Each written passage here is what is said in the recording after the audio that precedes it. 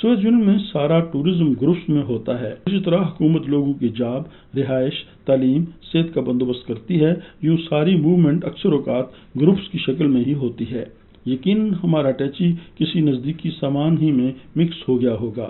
لوبا کی مدد سے ہم لوگوں کو سنگل سٹینڈرڈ کمرے دیے گئے، سب کو ایک ایک کمرہ، جو کہ واقعی آرام دہ تھا۔ معلوم ہوا کہ ایک سیٹ ڈبل روم کا ہے، وہاں 2 لڑکے رہ سکتے ہیں۔ میں نے اپنے دوست خالد سے بات کی اور وہ راضی ہو گیا، لہذا ہمیں ڈبل روم مل گیا۔ اس میں ایک بیڈ روم اور ایک ڈرائنگ روم تھا۔ اس کا فائدہ یہ ہوا کہ مستقبل میں ہمارا یہ کمرہ دوستوں کی بیٹھک کا مرکز بن گیا۔ سب لوگ سارا دن گھوم گھام کے ہمارے ہاں آ جاتے اور ہمارے ڈرائنگ روم میں محفل لگا لیتے۔ اسی طرح اگر کسی نان پاکستانی شخص نے کسی پاکستانی کا پوچھنا ہوتا تو وہ بھی ہمارے ہاں ہی آ جاتا۔ ہمارے کمرے کے ایک طرف ایک مغربی جرمنی کا انجینئر اور دوسری طرف مصر کا لڑکا رہتا تھا۔ جلد ہی ہوٹل میں رہنے والے، خاص طور پر مسلمان غیر ملکیوں کا مرکز یہ کمرہ بن گیا۔ ابھی ہم اپنے اپنے کمروں میں براجمان ہوئے تھے کہ ہمیں ناشتے کے لیے بلاوا آ گیا۔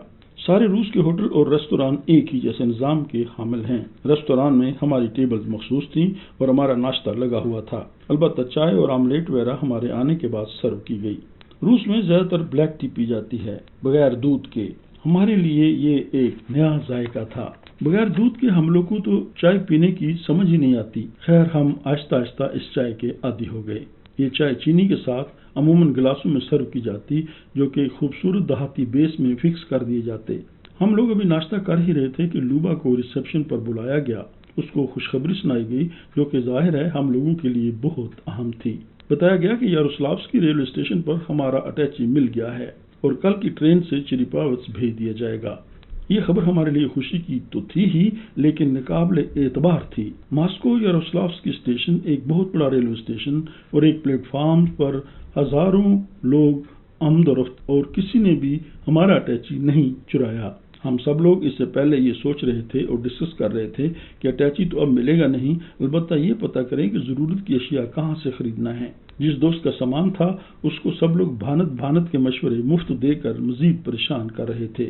صرف ایک لوبا ہی اس کو تسلی دے رہی تھی، اور واقعی اگلے دن ہمارے دوست کو اس کا اٹیچی مل گیا، جس میں سب کچھ ویسا ہی تھا جیسا کہ اس نے رکھا تھا، کوئی ایک چیز بھی گم نہ ہوئی تھی۔ ناشتے کے بعد ہم لوگوں کو آرام کرنے کا کہا گیا۔ بتایا گیا کہ جس میز پر ہم نے ناشتہ کیا ہے اگلا سال بھر وہ ہماری میز ہوگی، اور ناشتہ اور ڈنر اسی میز پر سرو ہوگا۔ جس دن پلانٹ پر چھٹی ہوگی اس دن ہم لنچ بھی اسی میز پر کریں گے۔ کام والے دن لنچ پلانٹ کی کنٹین میں کیا جائے گا۔ لوبا جا چکی تھی اور اس نے اگلے دن آنا تھا۔ ہم لوگوں نے کچھ آرام کیا، پھر لنچ کیا اور لابی میں بیٹھ کر گپیں لگانے لگے۔